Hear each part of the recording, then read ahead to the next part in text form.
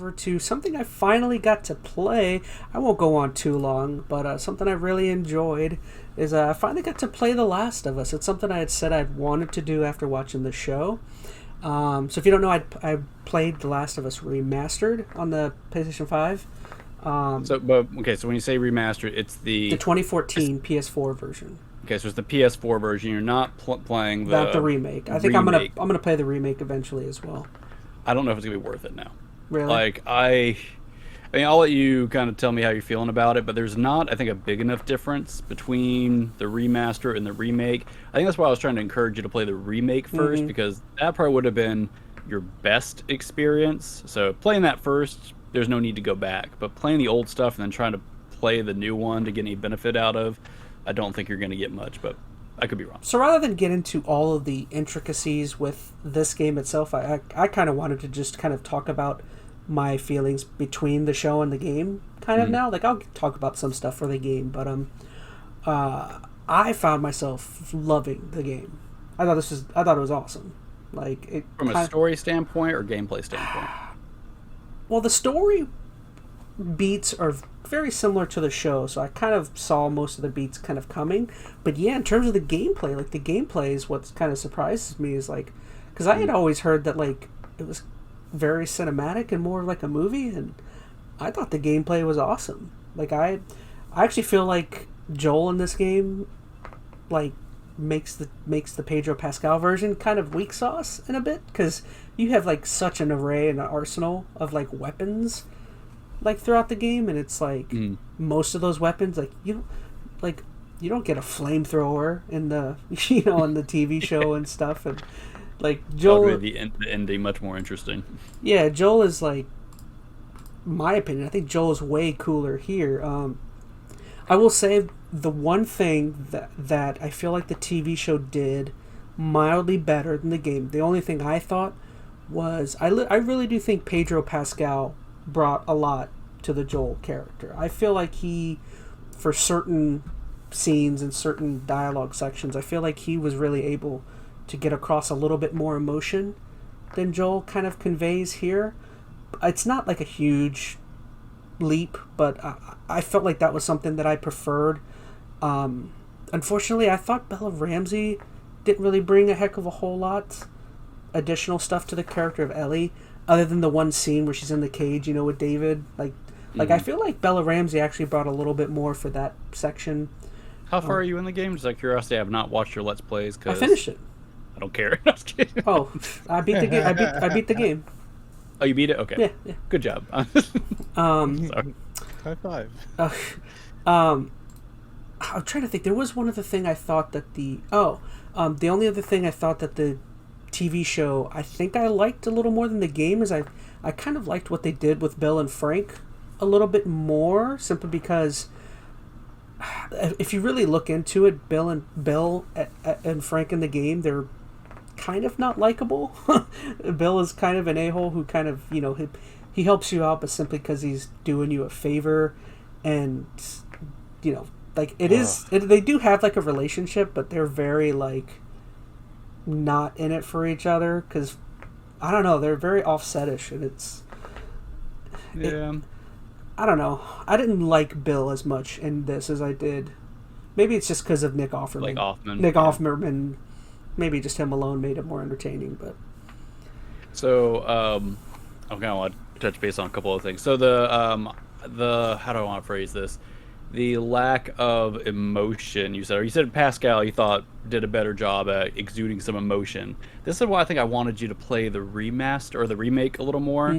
They did a lot in regards to like facial animation, expressions, to like give a lot more like emotion to the characters, that because you're coming off the basically PS3 version, like PS4 only does a little bit to make it look better. I thought the game was awesome looking. Like, it's visually, it was awesome. It looks good, but I think where you suffer is less, I think, with the resolution and lighting, like character animations and stuff like that. I think that's where you lose a little bit, because over the past, when did this game initially come out? It's been over 10 years. 2013, right? And then the remaster was 2014.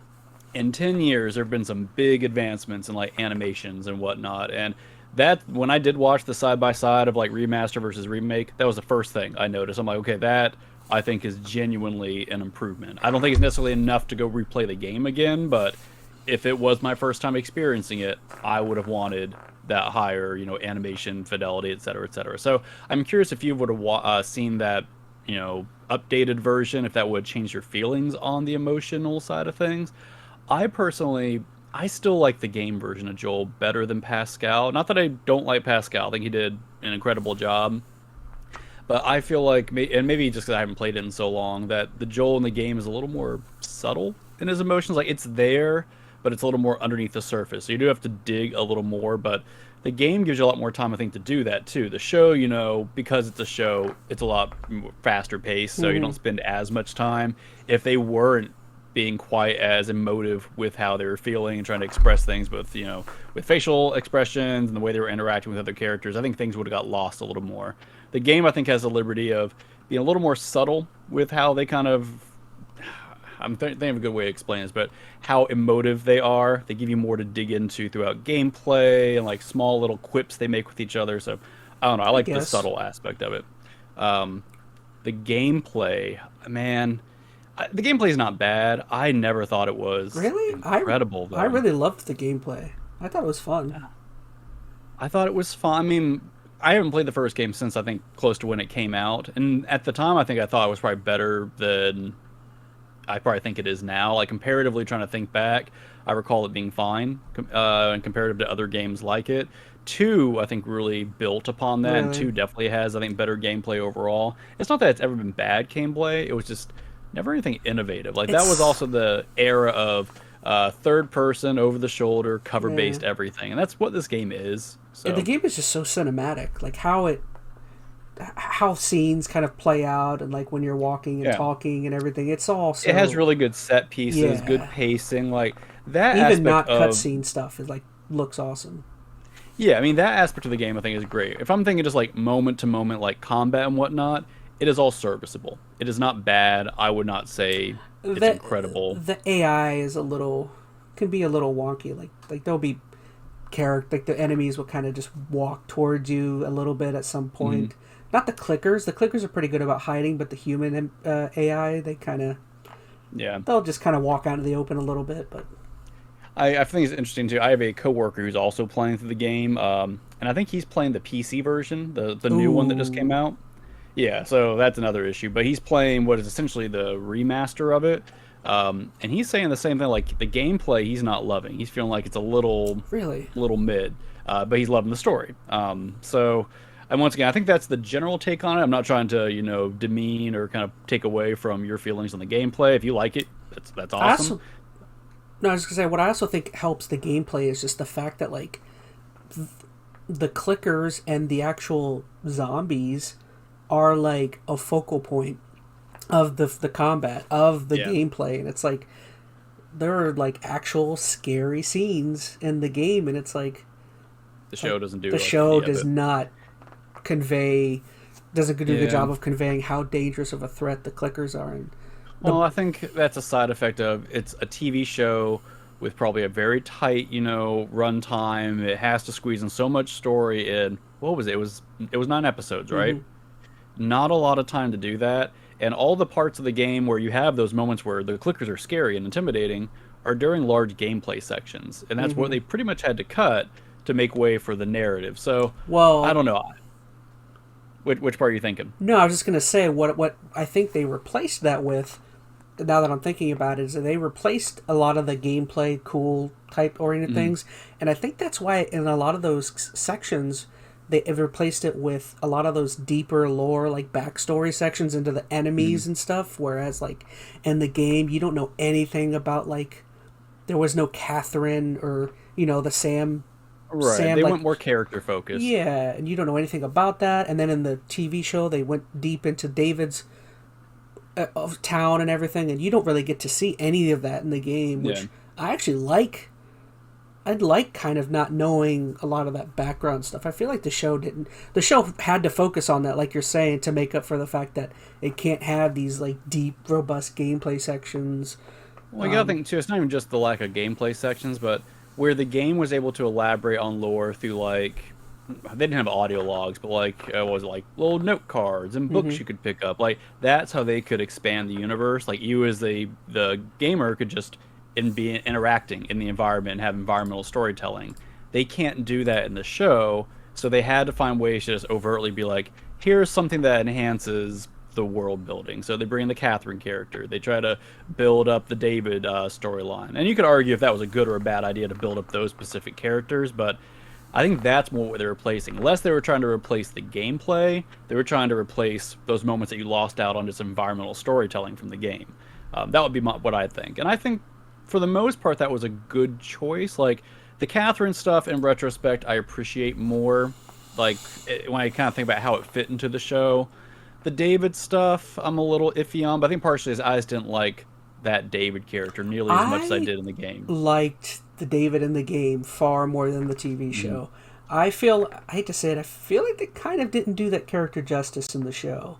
Because, like, there is an entire game section, the one with Ellie, where, like, they almost are working together to survive this attack by clickers and zombies and stuff. Yeah. And, like, to an extent, it makes that moment where David's like, now that I think about it, I lost a bunch of men because of an old man and a young girl. It hits different. It hits different because they come off of that section of fighting and surviving together for like a period of time, and it's like, plus like the game, like the religious aspect is there in the game. Like you kind of see it on banners where they're celebrating, talking about that, but I just feel like the TV show version, he goes too hard into that. They made him too evil, like cliche, I'm a bad guy. Like they went the crazy cult leader side of things, which as soon as you go that route, bam, evil. Like you don't even have to like question it.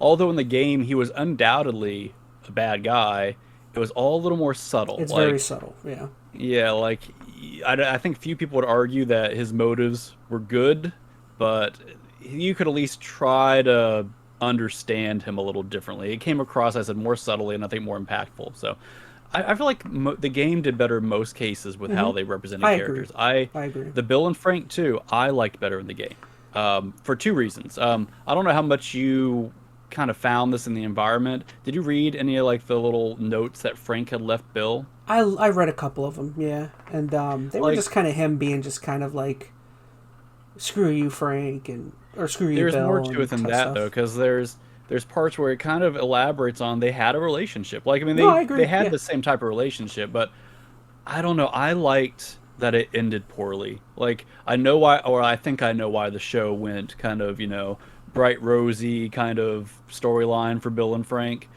I don't feel like that ever fit this story or this world. I like it was nice, I guess. Go ahead, I'm sorry. I like the contrast that episode has as opposed to the rest of the show itself, but I agree if you're looking at it from a realism. I feel like the contrast comes too early though in the show, because that was like episode 3. Yeah. Like you did have a horrendous thing that happened early on with Joel losing his daughter, but like the very next thing then, or close to it, is Bill and Frank and their quote unquote happy ending. Like I don't think the show had really fully set that tone of this place is messed up. Like this world is never going to go in your favor. So I think that kind of tweaked the expectations of the viewer a little bit, where maybe they weren't sure.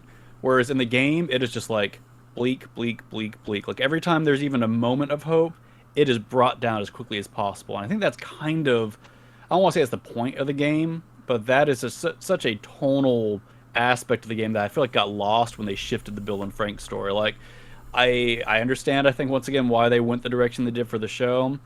I liked the bittersweet aspect. Well, not even bittersweet, just the bitter aspect of the Bill and Frank thing. It was not sweet, because you did not get a sense that they, like towards the end, like, liked each other at all. I mean, obviously, Frank was running away.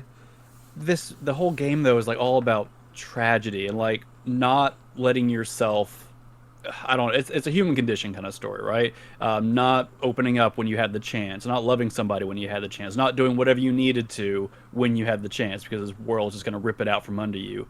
And that's why I think when you see Bill, it's more tragic that way, because he realizes too that he is a jerk that screwed up, that didn't care for the people he had when he did. And I think if that would have been like, in the show how he left that message for Joel, like, you got to care for the people that you can while you can.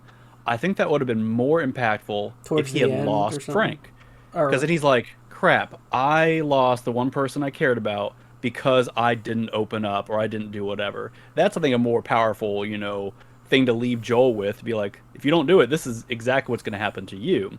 Instead, they kind of went, the rosy aspect of it, which for me didn't land the same way. And I don't want to make this a big rant. We've talked about the show a lot, but I, in almost all cases, prefer how the game handled the characters just a little bit. Not that the show was ever bad, but I liked the character direction in the game. What about? I feel bad for Gamer.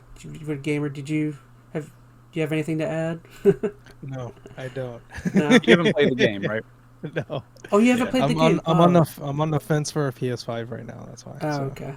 Well, then I'm very curious. Whenever you do get the PS5, we'll talk about it again. If you can pony up and get the Super Remake version, I'd be curious to get your opinion on that to see if, as I said, the upgraded animation fidelity sways you in any way. I'm definitely gonna replay the remake as well. Like I loved this game. Like I liked it a lot more than I honestly thought I was, because I was kind of like going into it thinking, okay, I know all of the high points, low points from the show. I know these characters. I don't see how they could. I thought this was awesome. Like, this is probably going to be one of those games where, like, maybe not every year, but like every other year, I might try and do a playthrough of it. Like, I really enjoyed this. See, it's hard for me to do that with games like this because the story is such an important. Yeah. Well, it's that, and like, it's so concrete, right? This game plays one way, and not that's a bad thing. Some people just like to it's like watching your favorite movie. It's right? Like BioShock. I replay BioShock like every year. BioShock, though, in like the gameplay and whatnot, has a lot it's more not flexibility. Linear. Yeah. Like the gameplay, and once again, this maybe just for me and how I kind of grasp onto the gameplay of the first game, it wasn't dynamic enough or open enough, so I like want to replay and replay and replay. BioShock, very different story. Like that gameplay is impeccable, right? You can do so much in it.